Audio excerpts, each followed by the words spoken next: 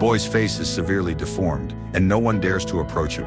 His classmates do not allow him to sit in front of him, and no one is willing to eat with him. In physical education class, people even throw balls at him. So the next day, the boy came to school wearing a helmet. At the school gate, his father still took off his helmet and encouraged him to be brave. Watching the boy's back, the parents' hearts were filled with worry. The first class is about self-introduction, and the teacher looks at the boy. The boy shook his head to refuse, but the teacher insisted on him speaking, so he had to stand up. Just as he was introducing himself, a bully interrupted him and publicly said he looked like a monster. Laughter erupted instantly in the class. After school, several classmates surrounded him and kept calling him ugly. The boy silently walked towards his mother and put on his helmet again. During dinner, family members asked about school. It was good, okay? I just don't know what you want me to say. It was good.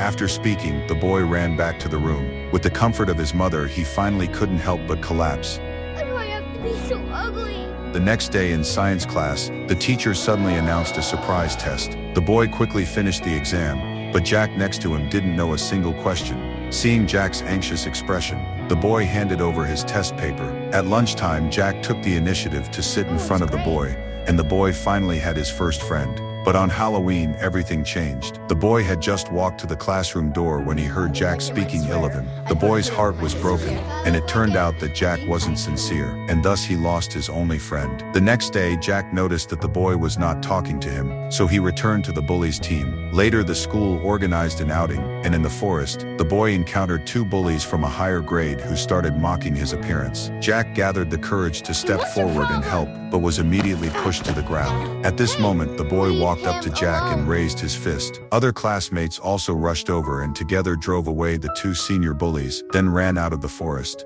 It's cool how you stood your ground, little dude. The boy cried, and from then on, his classmates finally accepted him.